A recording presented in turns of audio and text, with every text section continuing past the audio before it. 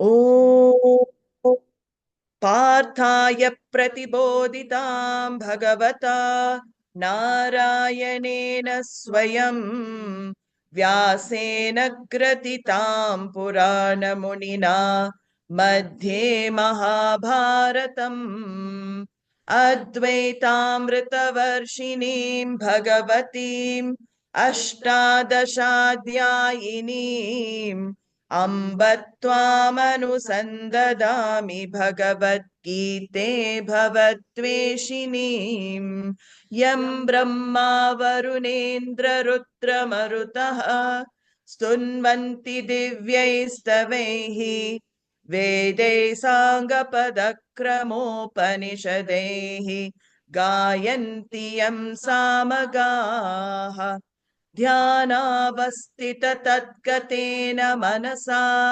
पश्यन्ति यं योगिनः यस्यान्तं न विदुःसुरासुरगणाः देवाय तस्मै नमः यस्यान्तं न विदुःसुरासुरगणाः देवाय तस्मै नमः ॐ सहना भवतु सहनौ भुनक्तु सह वीर्यङ्करवावहै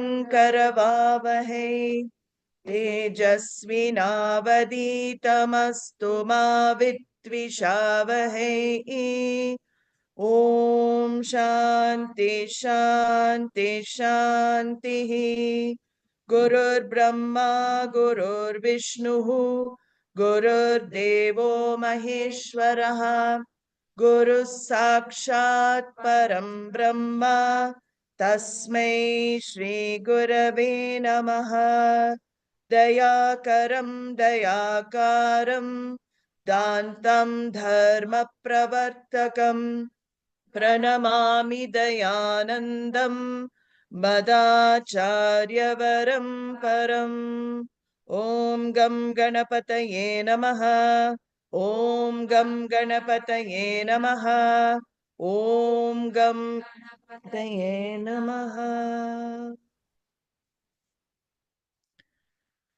So we are seeing the concluding verses of the second chapter where Krishna is discussing the Sthita Prajna Lakshanas, or the characteristics of a wise person, a self-discovered, self-realized person.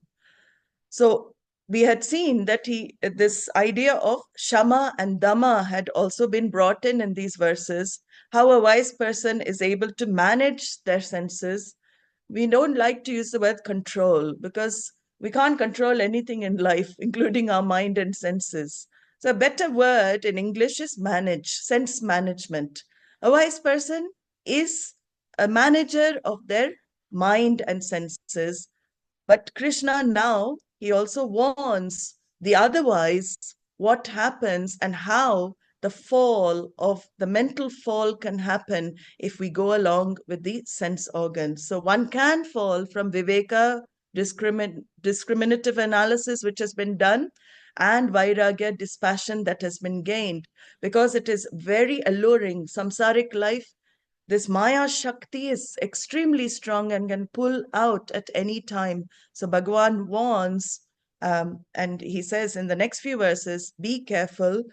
So Tani sarvani sanyamya yukta asita matparaha vashehi yasyendriyani tasya prajna pratishtita. So he says again here, this is not a command for a wise person. This verse is a sadhana for a mumukshu, one who is desirous of freedom, liberation. So in this verse, he says, you have to do contemplation as a mumukshu. So this is a practice he's giving before he talks about not practicing what he's saying. So he always, you find in the Gita, he will give a positive verse and the negative verse to follow it. There's a pattern in the Gita like this. He will explain the benefits of a practice that he recommends, and he will also talk about people who don't practice what he recommends, what happens to them. Not to frighten us, but to show you, both aspects. Of course, Bhagavan is very objective. He leaves the choice to the sadhaka, the aspirant. So he says, Yatani sarvani indriyani sanyamya, gathering all the sense organs together, which means sense organs are your instruments. They are not your master. Just like your dog doesn't take you for a walk, you take your dog for a walk, right? Dog is a pet. So your sense organs are your pets. They are something that you are managing, not the other way around. And just as you do for a pet, you have to train the sense organs to understand the master. You have to train the senses, the dog. You have to train to understand the master. Same way, train the sense organs and mind. So there is nothing spoken about suppression here. We don't suppress our desires. We talk about restraint. There's a difference here. Suppression of sense pleasure, it can lead to other problems. It can lead to a blow up one time in life or other. Restraint is done with free will, with knowledge. That's the difference here. So he says here, Yukta Asita, the one who is together as a person, the one who is has thought, word, and deed in harmony, mat paraha. This person contemplate, dwell on me. So very beautifully, second chapter, this is the first introduction of Krishna as Ishvara. He introduces himself. He uses the first person, mat paraha. He says, contemplate, dwell on me. So till now, he has not talked about Ishvara as himself. So now this is the first introduction. Seventh chapter onwards, he will introduce himself more and he will talk about himself. So he says here, mat paraha, for one for whom I am always there, one for whom, I am always in their life, who is aware of me at every place at all times. Yes, Indriyani Vashe. So this person who has kept their sense organs under their management, this person has practiced Dhamma. Krishna has given such importance to Dhamma, which is restraint of the organs of action as well as sense organs. Organs of action are also included. So this is our hands, legs. Dhamma means not always fidgeting, always restless. Dhamma means I manage my organs of knowledge and organs of action. And such a person, prajna pratishtita bhavati. Spiritual knowledge is assimilated very quickly for a person who takes to these practices that he is advising. So from these verses, what do we notice? Bhagavan is emphasizing the importance of living an alert life. How does a person get taken for a ride in life? This is another beautiful section, the beautiful 2 verses where Ishvara, Krishna discusses the eightfold fall in the ladder of the mind. So the mental fall of the mind is discussed. How can we fall? And why is Bhagavan teaching us this? So we know where to stop ourselves before we lose ourselves on the ladder of fall.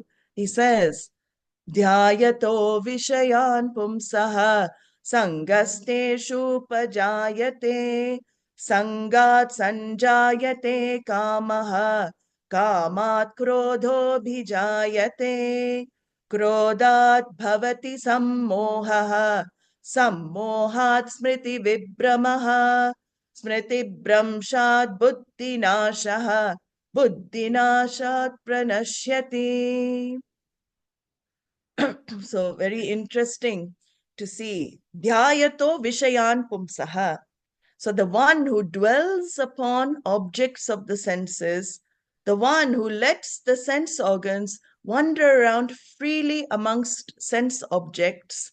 This word for sense objects, vishaya, is a very interesting word, derivation in Sanskrit actually.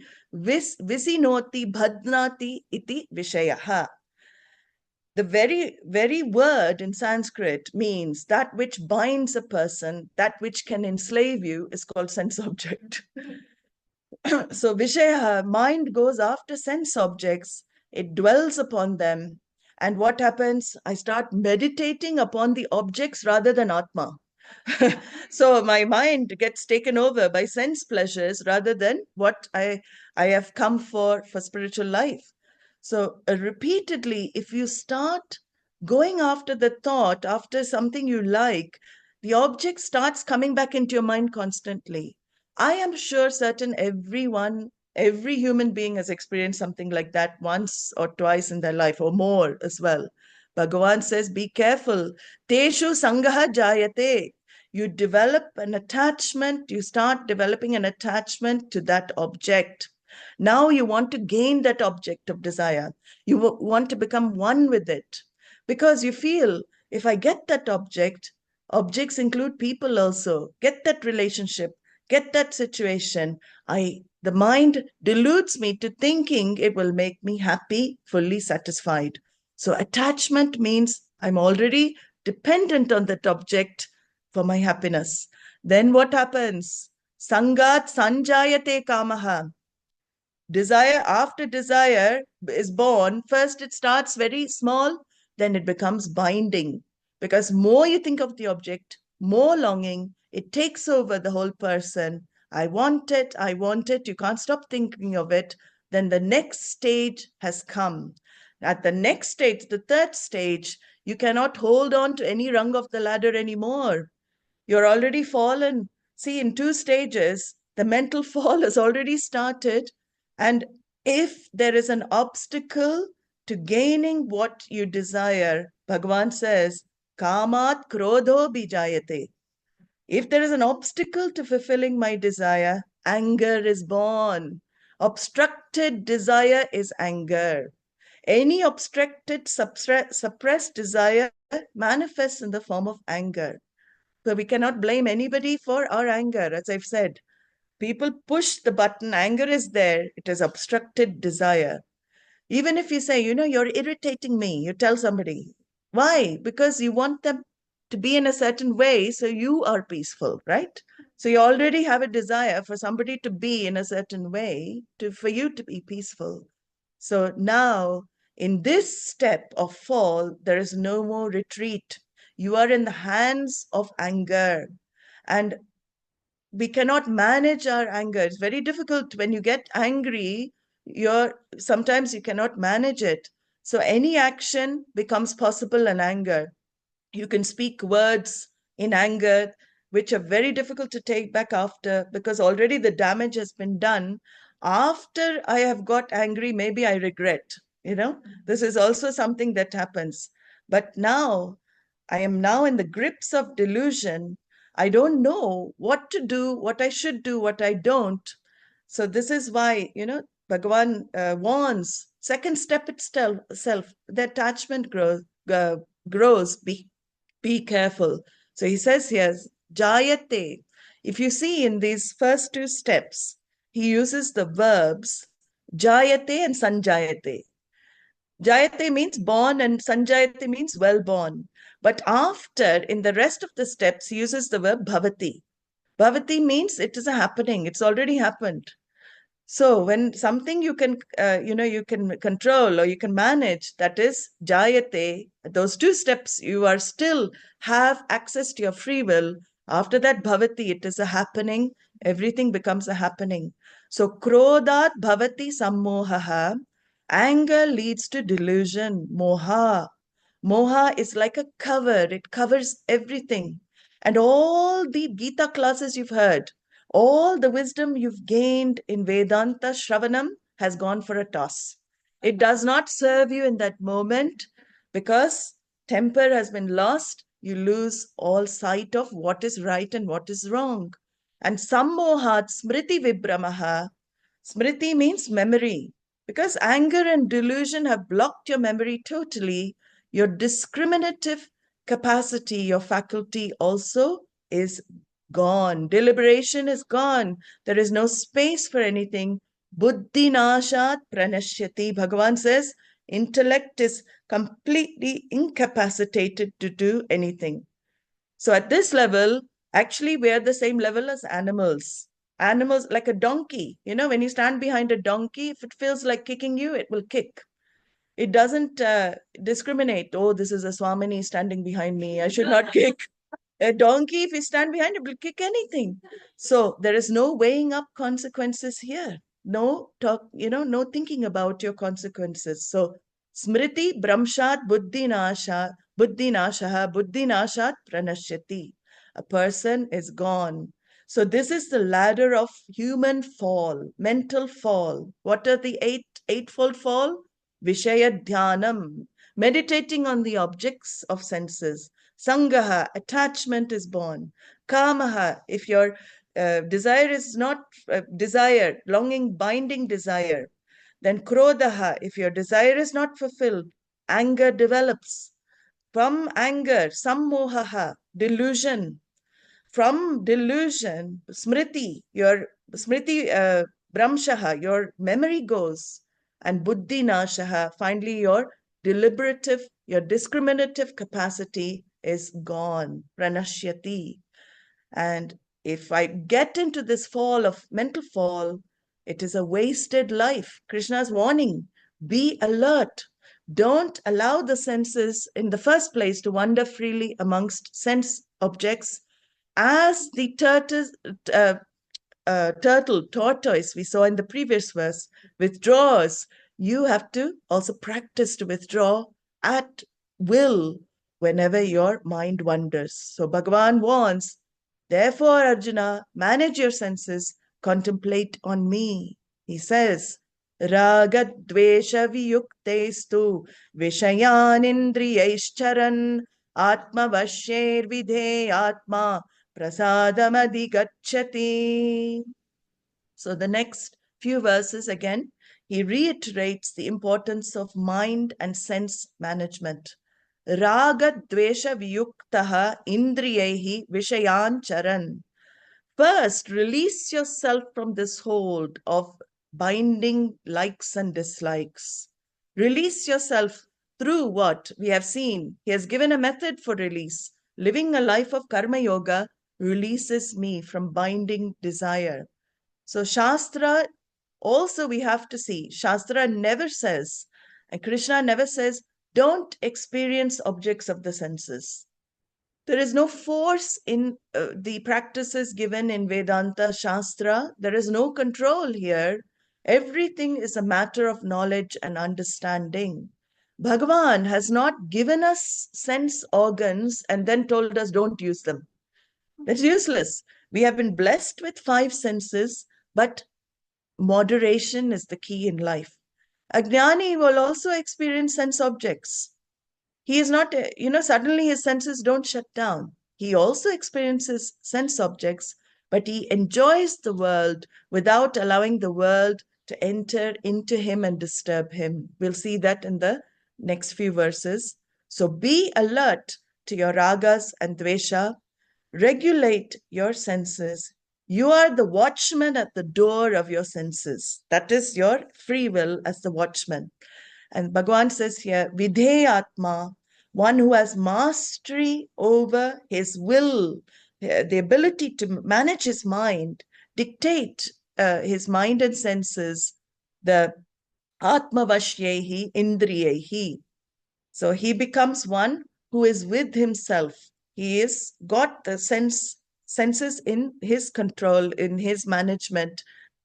He is not addicted to anything external. He cannot. And Vishayan Charan, because he is not prone to addictions, he's not prone to going out to the sense object, he moves around freely amongst the sense objects. That's the beauty of knowledge. Vishayan Charan means he is moving around amongst the sense pleasures without allowing them to enter him. So what happens then to such a person? Prasadam adhigacchati. He is always cheerful and tranquil. Prasadam adhigacchati means there is no anxiety for him, no tension for him, no stress for him, no concerns for him, because the world ceases to bind him. He is not going to go down that ladder.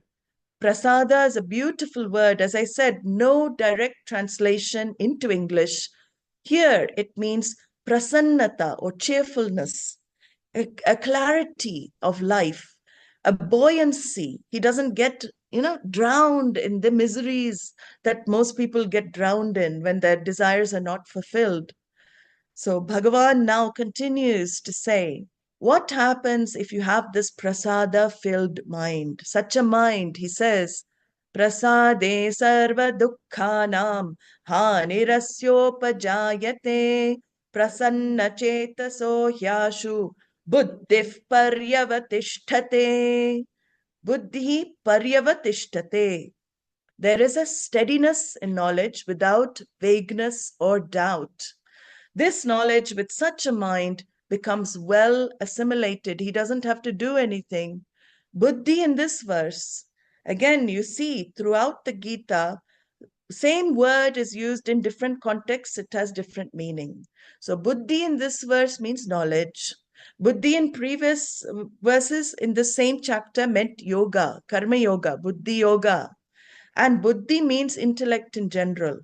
So that is why a traditional unfoldment of Bhagavad Gita or the texts of Vedanta becomes very important, because according to context, the acharyas will explain the verses. So here Bhagavan says the value again of the word we have seen like a shruti throughout the second chapter, samatvam, sameness of mind, prasanna chetasaha. When prasada buddhi is there is a cheerfulness of attitude. Cheerfulness, sarva dukkhanam hanihi asya upajayate. When there's a cheerfulness, all dukkhas, all sorrows are eliminated. No situation is seen as sorrowful for this person, because what is his mind? When your mind is buoyant and cheerful, immediately, even if it is unpleasant, he will say what? Everything is happening for the best. Everything is happening for the good. Everything happened for a reason. Everything is good for me. So that feeling that everything is good for me, how can you become sorrowful? Bhagavan is manifesting. Bhagavan is not some kind of sadist. He is not sadistic. He's not going to manifest always things that bring you sorrow. Why he manifests what we label as unpleasant is only for our own growth, because the order can never go wrong. That's why infallible is Ishvara for us. Karma Phaladata is Ishvara, who is infallible. So whatever is manifesting is what is good for me in that time. I may not know it, but I trust Ishvara's order that he knows. So for karma, for prasada, you need karma yoga, accompanied by this dhamma and shama as practices we have seen. Krishna now says, what happens for those who don't have this, who don't practice this? He says there is no peace.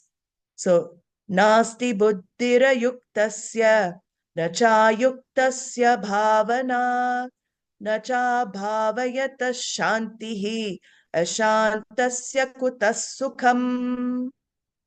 If one does not manage the senses and the mind, if it is not practiced, you are in trouble. Your peace, P-E-A-C-E,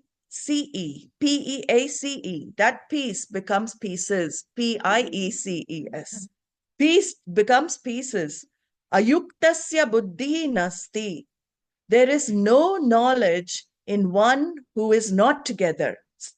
So we know that he talked about yuktaha in the previous verse. Ayuktaha, he talks about in this verse, one whose mind and senses are his master, not the other way around. So it's the dog taking the master for a walk here. Okay, he is not in charge of his life. If you're not in charge of your life, then where is the space for shravanam, listening, mananam, clearing doubts, and nididhyasanam, contemplation? There is no space. There is no space, bhavana, he says, for contemplation. So if buddhi, knowledge is not there, where is contemplation? And only contemplation can lead to peace of mind. So Bhagavan says, Purushaha abhavayata shantihi na. There is no peace for such a mind, a person who lets their senses run wild and lets the mind go after the senses. Only a calm and tranquil mind is a happy, cheerful mind. So, kutaha sukham, he says, kutas sukham. Where is happiness for such a person? Even relative happiness is not there. So, here, sadhana or our means, our practices are emphasized in these verses. Being integrated as a personality, being together as a person. Again, all actions are done deliberately, consciously. I think before I act in life. Sometimes we don't think, we just do. The thought arises, we just do. That is unconscious living. Here, Bhagavan is saying, if spiritual success is your goal, unconscious living does not go with spiritual success. Conscious living is the only way. You be aware of what you say, also what you talk, to whom you talk, how you talk, all of this we are aware. That means I will become a more still person because I'm always watching what, conscious of what I'm doing. And what happens if I follow the sense organs?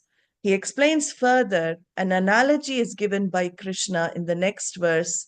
He says, Indriyanam hi charatam yan manonu vidhiyate tadasya harati prajnam vayurnavamivambhasi.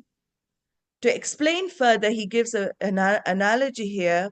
Charatam indriyanam yen manaha anuvidhiyate. So the mind follows unmanaged sense organs, like the horses, And if you look at the chariot analogy, the horses are the sense organs. And if the reins are not behind the horses, what happens? Horses go in all different directions. So that manaha anuvidhiyate means such a person, there is no dhamma practice at all. And when you don't practice reining in your sense powers, prajnam harati, the mind is robbed of wisdom, swallows the wisdom of the person. So Bhagavan is really emphasizing all of this in these verses. The wisdom that is supposed to bless me with peace does not bless me anymore. I am like a brakeless car. Okay, a brakeless car. And Bhagavan says here, similar to what else? Yatha vayuhu navam ambasi harati iva. So just as a boat is taken off course in the waters, rough waters. So he says he will use the water analogy for something else later. But as a boat, you're going along with the wind and you're taken off course because a strong wind you can't manage, and then you're totally pushed off your pursuit. The mind and senses have a way of dragging you away. And why is it so important? Because mana eva manushyanam karanam bandhamochayoho. The mind alone is responsible for your bondage or your liberation. So that's how important these two instruments become, the mind and the senses, sense organs. So always reining in, managing my mind by practicing shama, watching my thoughts, being alert.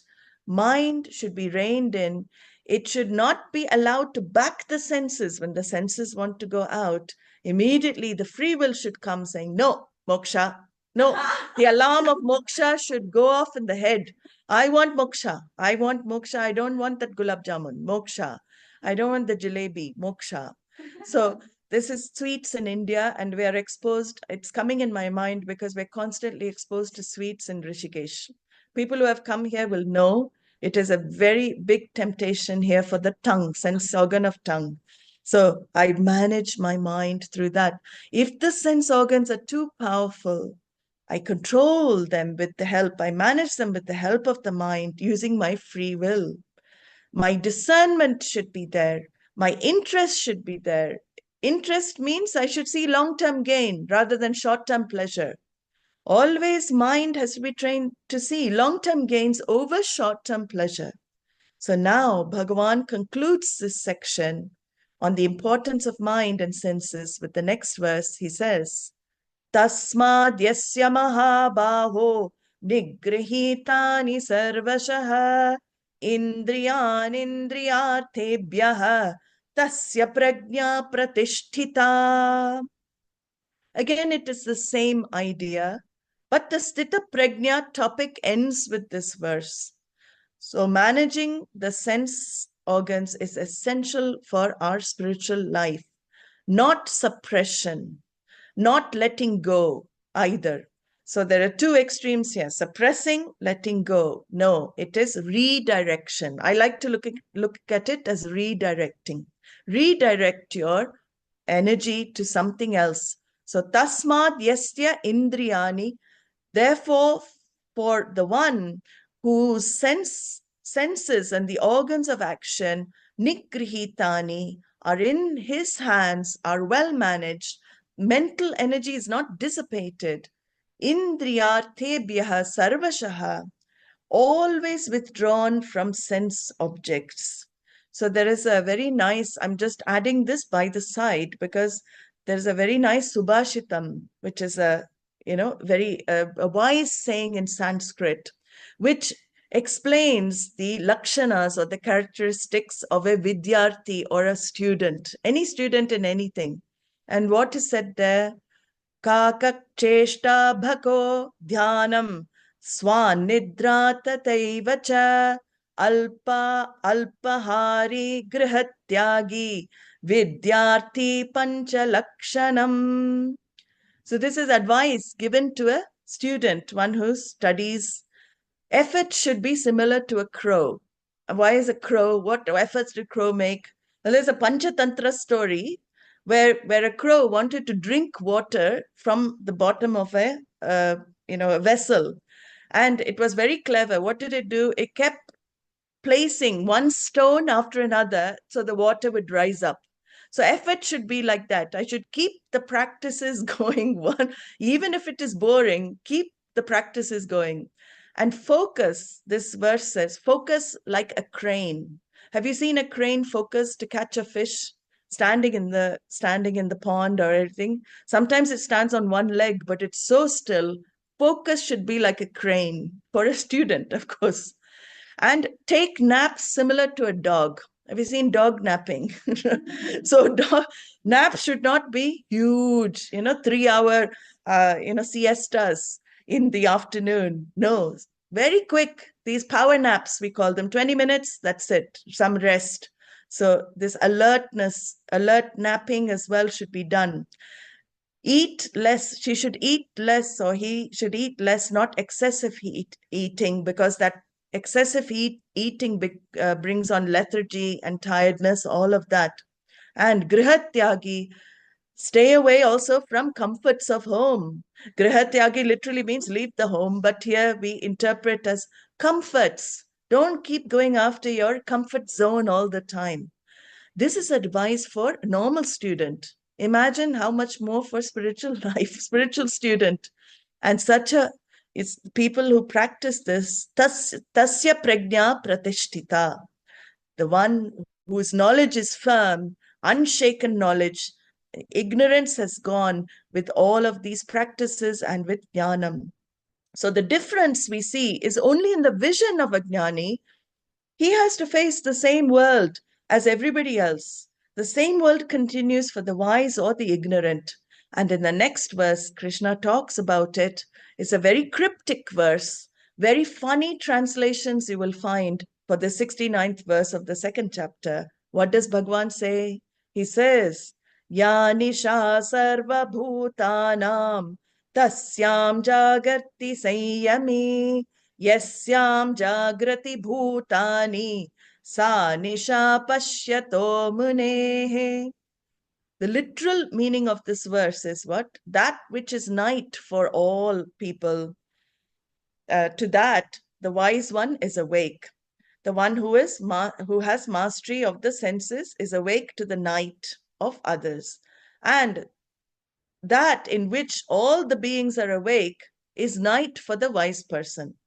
So it is very, very funny to see some of the translation. Some people also say, the wise person is sleeping during the day and he's awake at night. That's not what is being said here.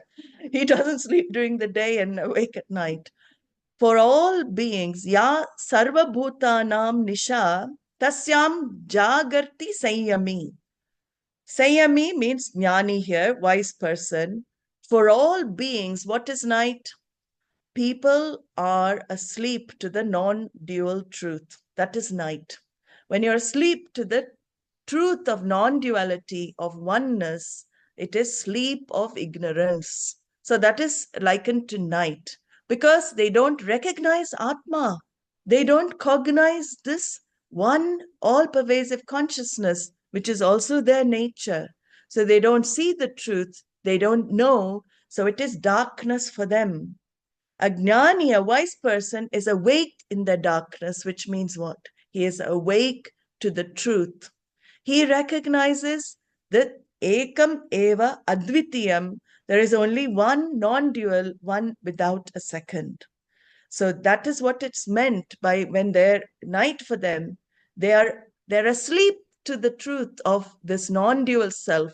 A wise person is awake in that state. Yasyam jagrati bhutani. And vice, and the other way to see it, the duality to which the world is awake. Now the world is awake. People in the world are awake to duality of the world. They're awake to this multiplicity. They take this whole jagat to be real. That is daytime to them. That is like daylight to them. Sa nisha pashyato munehe. This duality is night. It's like nighttime for the wise. Because he's asleep to duality. He doesn't see duality. He sees duality as mithya. It is a dependent reality. It is not as real as people take it. So despite the multiplicity, he is awake to Advaitam. He sees only non-dual. And Munihi means Mananashila. Mananashila in Sanskrit means the one who is adept at doing this discriminative analysis between Satyam and Mithya. He is able to see what is Satyam, the absolute truth, and he is able to recognize Mithya, dependent reality. So what do we learn from this nighttime, daytime thing? Confusing verse. Same world is faced by both wise person and the otherwise. Vedanta does not change how the world is. Vedanta doesn't change how people and situations are. It changes the perception and experience of the world. So our problems are the same, but the wise person knows what? This world is mithya. The otherwise know what? Jagat, this world is satyam. Satyam means truth. So they don't see the unreality of the world. They don't see that dependent reality of the world. And when I start taking this world as absolute reality, what is the consequence? Suffering and sorrow definitely will be the consequence when I take this world to be absolutely real. But when I start seeing as a dependent reality, what happens? I'm free from sorrow and suffering. My favorite example is always the movie and movie screen. A jnani knows I'm the movie screen. The movie cannot touch me. How can the horror movie touch me? How can the comedy, the love story, any type of movie touch me? It cannot. But the movie is dependent on me. Movie is dependent on the movie screen.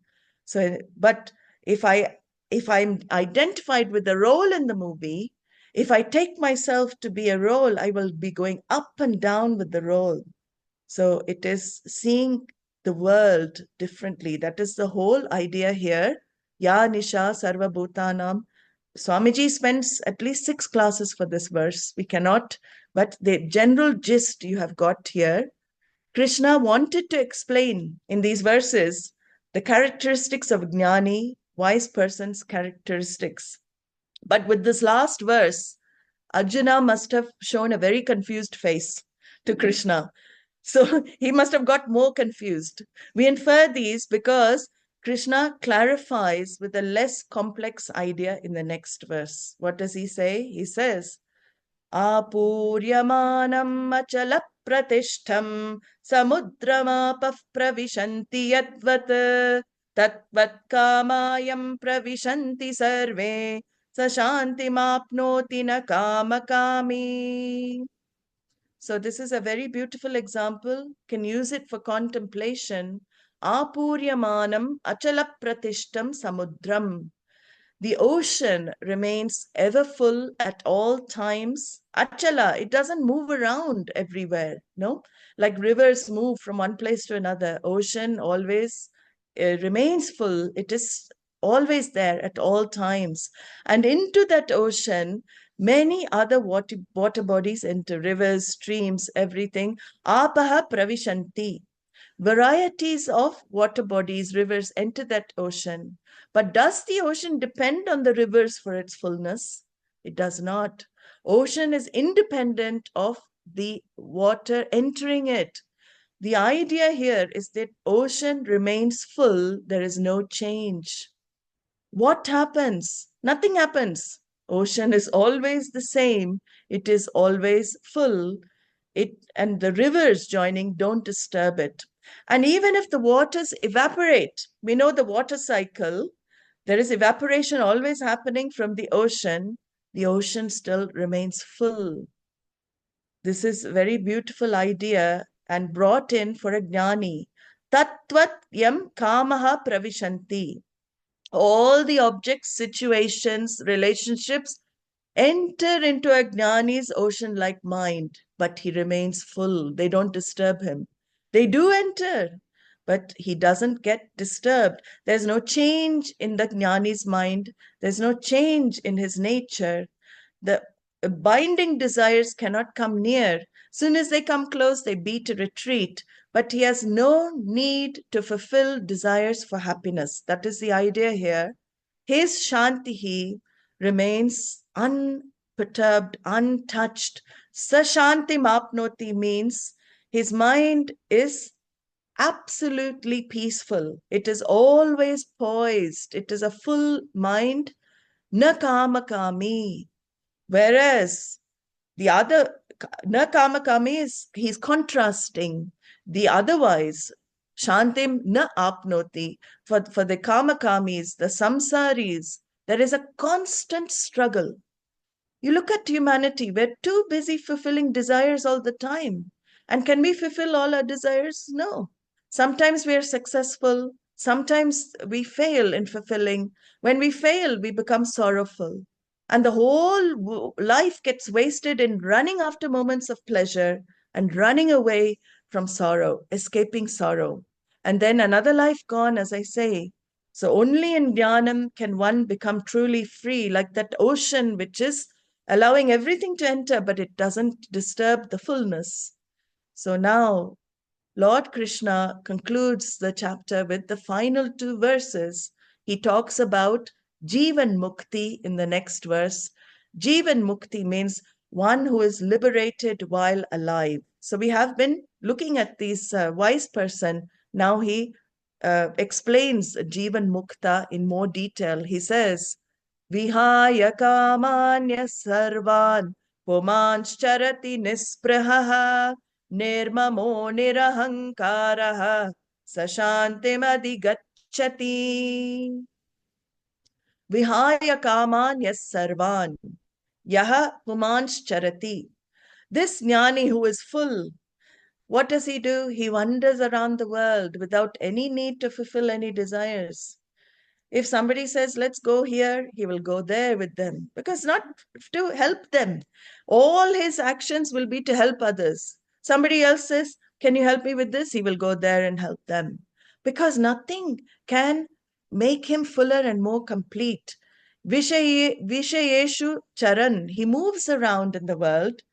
This is also very telling, because we have idea that a jnani will be sitting, he will be in probably somewhere in the jungle, he'll be away from society, he will be withdrawn, and he will have anthills growing around him, nails as long as, 20-meter long nails. Sometimes you read all these descriptions, but Bhagavan is saying here, Jnani need not be sitting like that. He could be one who is moving amongst us. We can't go jnani spotting also. We don't know. Anybody can be a wise person. Inside, they can be free. That is called Jivan Mukti. So here, Nisprahaha, he means he has nothing. Nisprihaha, nothing can touch him, nothing can affect him. He is emotionally unattached to everything. That is the real freedom, actually. What is freedom for? It is for that manaha aspect of mind, the one that is emotionally attached to everything. That is the mind that wants to be free. So he is not emotionally attached. When things come his way, he doesn't say no, no, he enjoys. He enjoys everything. He enjoys even more. When those things that gave him so much enjoyment leave him, he doesn't feel any loss. He's still happy. That is the difference. Nisprihaha, very beautiful word. Such a person has total freedom in relating with the world. That is called total freedom in relation. Right now we want freedom from relationship. Here he's discovered freedom in relating. So there is a different freedom here that he's discovered. Nirmamaha, nirahankaraha. These words also come out throughout the Gita. Nirahankara is, there is, he knows ahankara is a false entity. He doesn't give that I notion, I thought, any reality. It is just a costume he wears. You need the costume to play the role. So when we read, egoless, got rid of ego. That is not right. Because if you got rid of ego, you're a corpse. You're dead. You need your ego to relate to the external world. So nirahankara actually means the one who has falsified his I notion.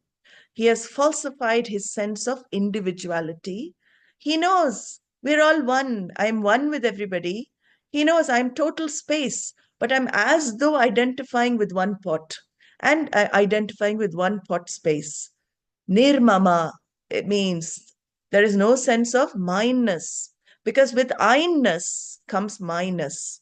So minus means ownership, my friend, my family, my car, my house. Immediately ownership comes. Gnani knows, I don't own anything in the world. Everything is Ishvara's property, including this physical body. Just do a little bit of vichara, bit of inquiry. You will see this physical body also belongs to the elements and elementals, belongs to the Jagat. Even this, what I claim to be my body, is laughable. It's a joke. It is not mine. It belongs to the earth. So this jnani, nirmama, he knows nobody belongs to me. Nothing belongs to me. I also don't belong to others. People may say, you are my guru, my jnani. No, but I don't belong to anybody. I am universal. I'm one with the order. Sashanti madhigacchati. He discovers absolute peace. There is no coming back.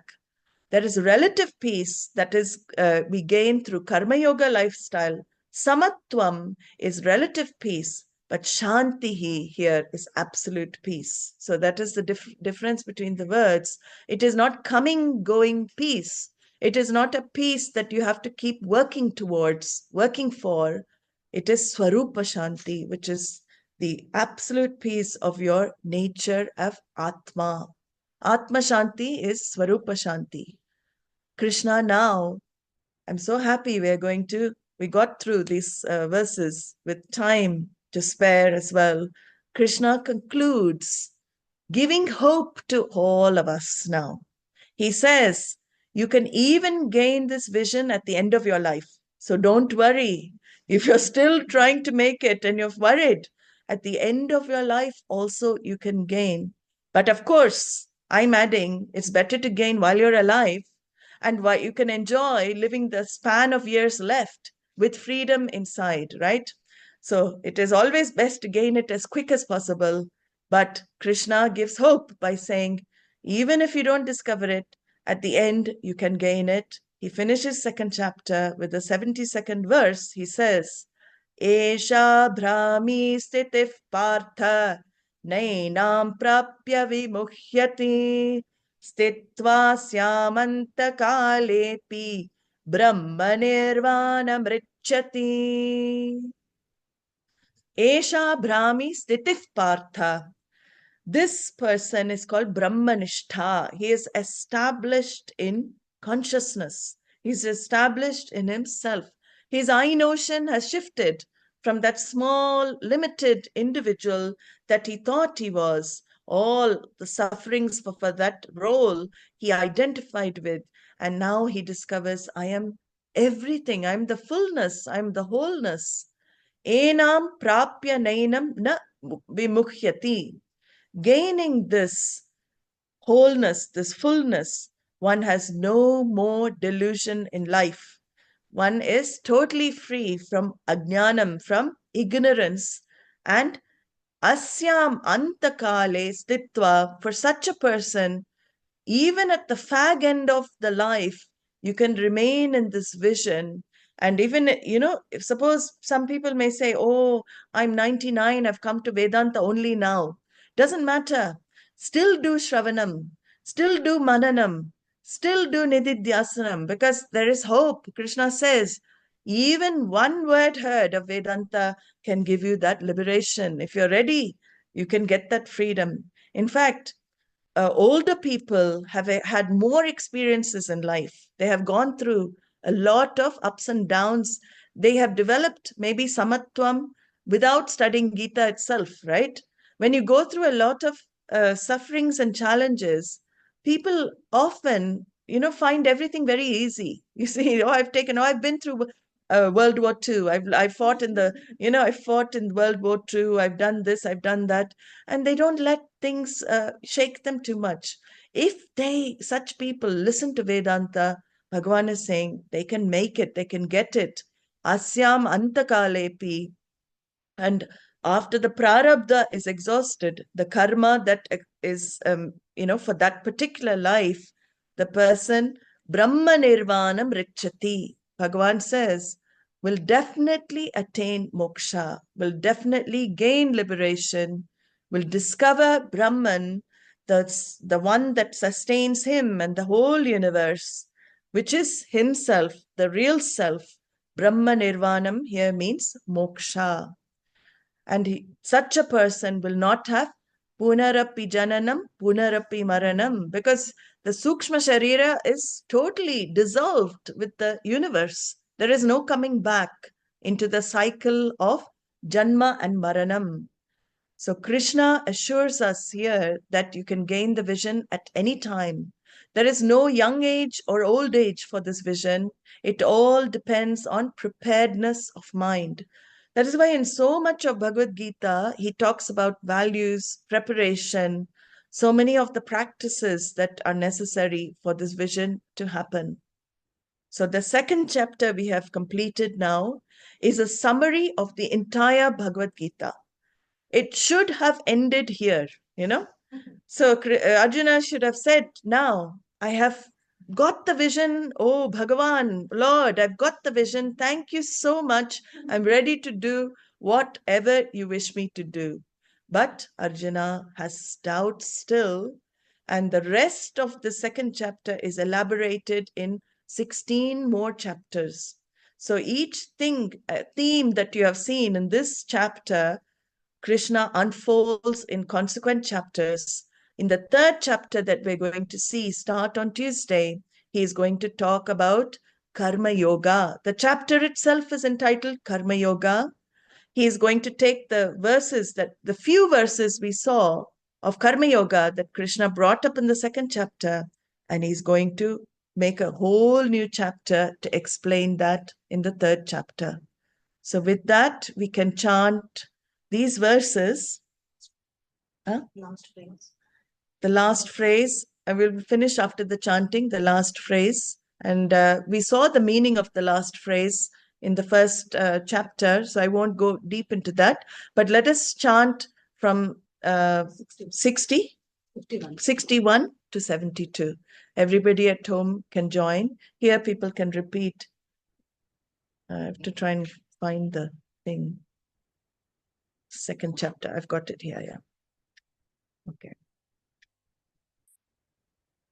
Tani sarvani sanyamya Ani sarvani sanyamya युक्तासीत मत्परः yukta asita matparaha वशे हि यस्येन्द्रियाणि vashe hiyasyendriyani तस्य प्रज्ञा प्रतिष्ठिता tasya prajna pratishtita ध्यायतो विषयान् पुंसः ध्यायतो विषयान् पुंसः सङ्गस्तेषूपजायते सङ्गस्तेषुपजायते सङ्गात् सञ्जायते कामः सङ्गात् सञ्जायते कामः कामात् क्रोधोऽभिजायते कामात् क्रोधोऽभिजायते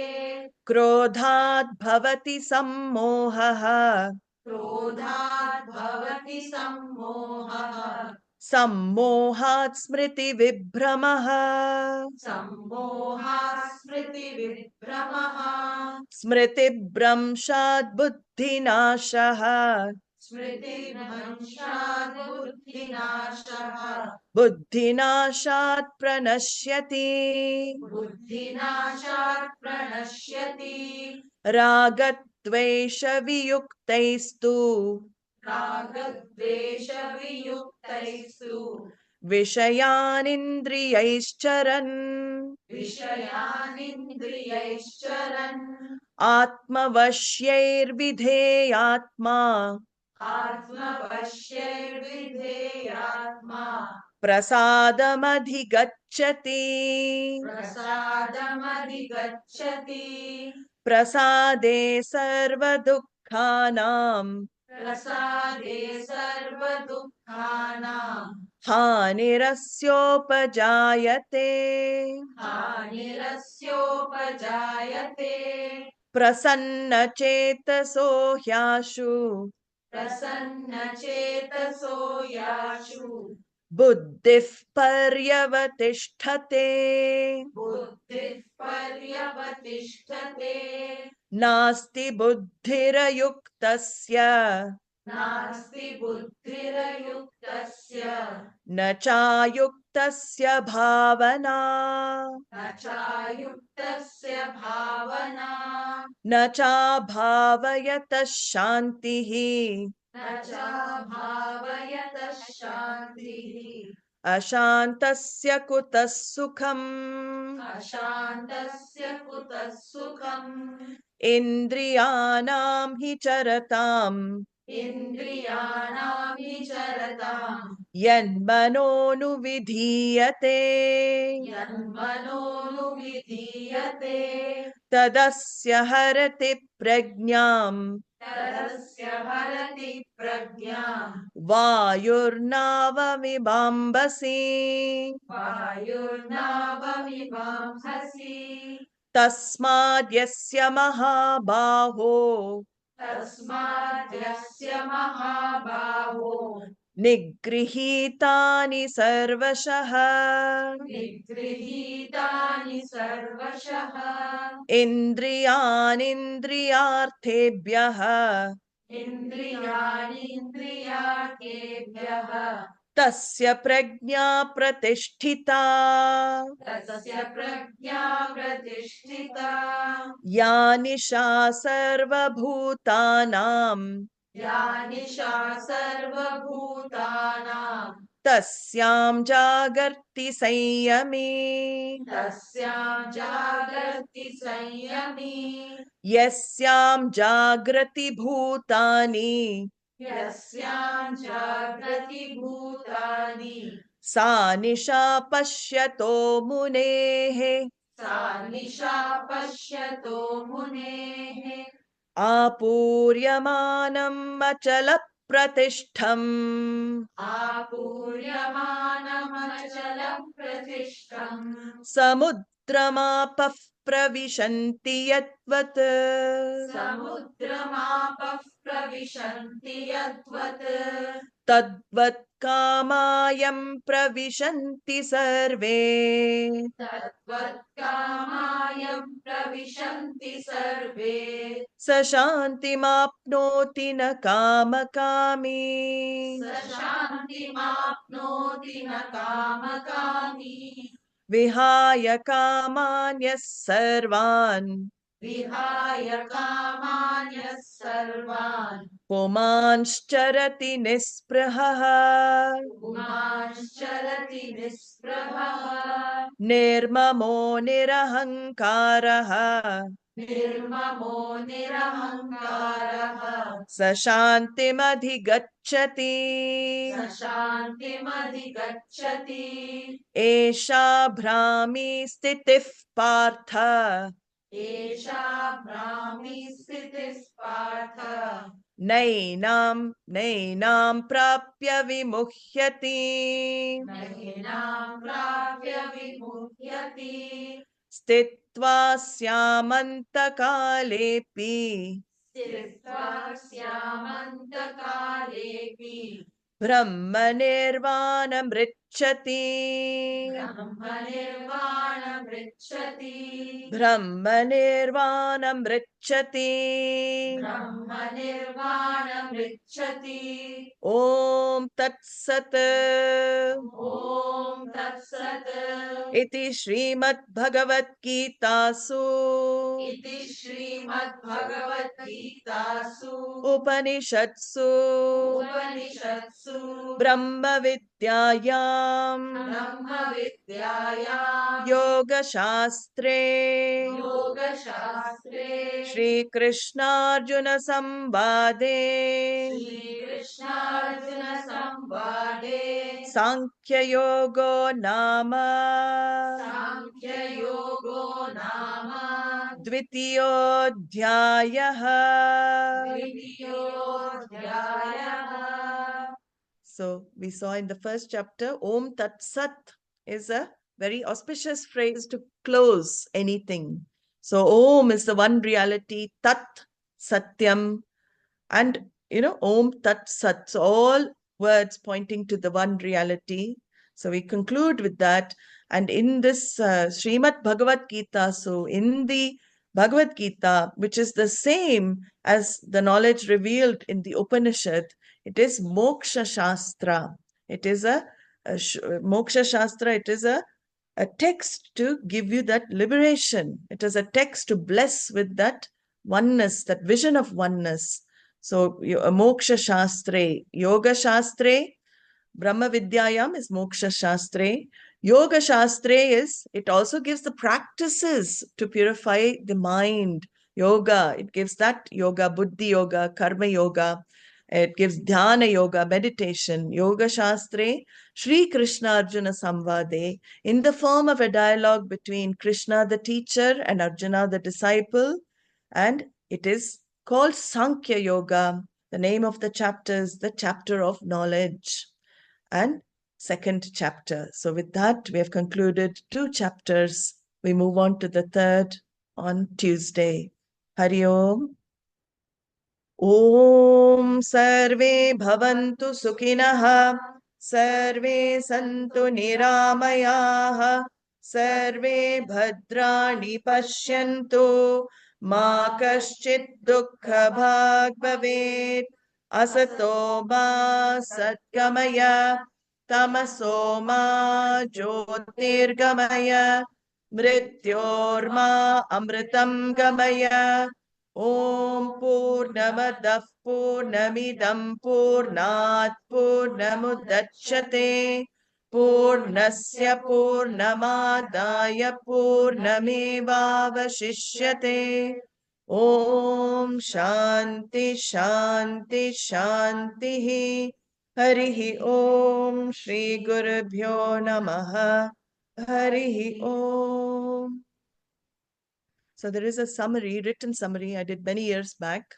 We will send that also to the group, and you will have a summary of the whole chapter. So because of the constraint of class, I'm not taking a summary as a class for this second chapter, but that Word document will cover everything. So you can read over that and we'll move on to the third. Hari Om. Namaste.